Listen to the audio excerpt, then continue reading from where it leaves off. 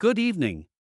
In a world where spiritual leadership often evokes images of humility and sacrifice, one figure stands in stark contrast: Kenneth Copeland. Often dubbed America's richest pastor, his life is a spectacle of opulence, private jets, and vast real estate, all funded by a global ministry built on a controversial theological foundation. Tonight, we delve into the extraordinary, and often debated, financial empire of Kenneth Copeland, exploring the sources of his immense wealth, the lavish lifestyle it affords, and the enduring controversies that define his public image. Kenneth Copeland is the charismatic founder and presiding bishop of Kenneth Copeland Ministries, or KCM.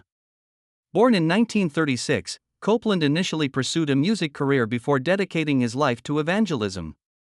In 1967, he founded KCM, which has since grown into one of the largest and most influential ministries globally. At its core, KCM espouses the prosperity gospel, a subset of the Word of Faith movement, which teaches that divine favor, financial blessings, and good health are the rightful inheritance of the faithful, obtained through tithing, positive confession, and fervent belief. The scale of Kenneth Copeland Ministries is truly vast. Headquartered on a sprawling 1,500-acre campus in Fort Worth, Texas, the ministry boasts state-of-the-art production studios for its television network, the Victory Channel, which broadcasts Copeland's sermons and programs globally. KCM operates its own publishing house, producing a vast array of books, magazines, and digital media consumed by millions of followers worldwide. Through these various arms, KCM reaches a massive audience, consistently soliciting donations and seed faith offerings from its supporters.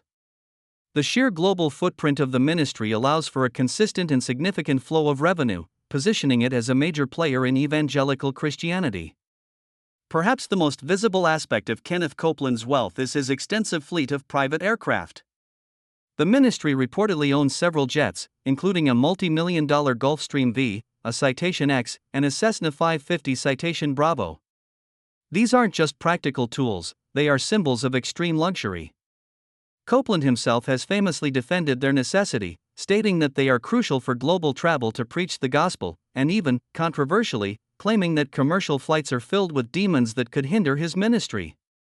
His personal residence in Westlake, Texas, a suburb of Fort Worth, is equally impressive.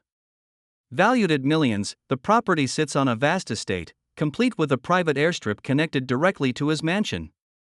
The scale of this residence, alongside other luxury vehicles and assets associated with KCM and the Copeland family, paints a picture of a lifestyle that few, even among the wealthy, can sustain. For many, this opulence clashes sharply with the traditional image of religious leadership. The foundation for this immense wealth lies in the prosperity gospel, a doctrine central to Copeland's teachings. Adherents are taught that financial blessing is a sign of God's favor and that by giving generously to ministries, often referred to as sowing a seed, they can unlock God's blessings, including financial prosperity, healing, and personal success.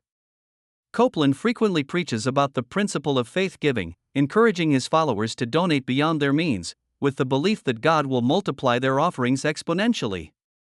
This theological framework directly correlates material wealth with spiritual righteousness, urging a cycle of giving and receiving.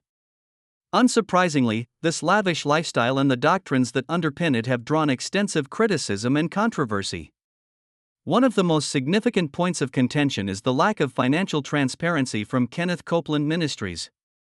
As a religious nonprofit organization, KCM is exempt from paying federal income taxes and is not legally required to disclose its financial records to the public in the same way publicly traded companies or even many other nonprofits are. This opacity makes it incredibly difficult to independently verify the sources and uses of the ministry's vast income. Critics argue that the prosperity gospel preys on the vulnerable, encouraging impoverished individuals to give money they cannot afford in the false hope of divine riches. Copeland has faced scrutiny for his use of tax-exempt properties and the personal benefits derived from ministry funds, leading to a 2007 to 2011 Senate inquiry led by Senator Chuck Grassley into the finances of 6 prominent televangelists, including Copeland. While that inquiry concluded without definitive findings or legislative action, it shone a spotlight on the ethical questions surrounding the finances of large ministries. Copeland's defenses of his wealth, particularly his reliance on private jets, including a $17.5 million jet purchased from Tyler Perry, have often been met with public outrage. His claim of needing to avoid demons on commercial flights was widely ridiculed and seen by many as a thinly veiled justification for luxury.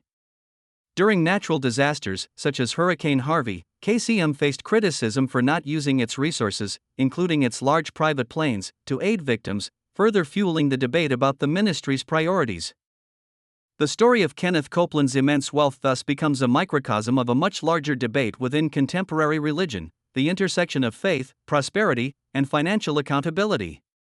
For his millions of devoted followers, Copeland's wealth is a tangible testament to God's blessing and a validation of the prosperity gospel's promises. They see his success as proof that their own faith and giving will yield similar returns. However, for a vast segment of the public, including many within traditional Christianity, his lifestyle raises serious ethical questions about the responsibility of religious leaders and the appropriate use of tax-exempt donations.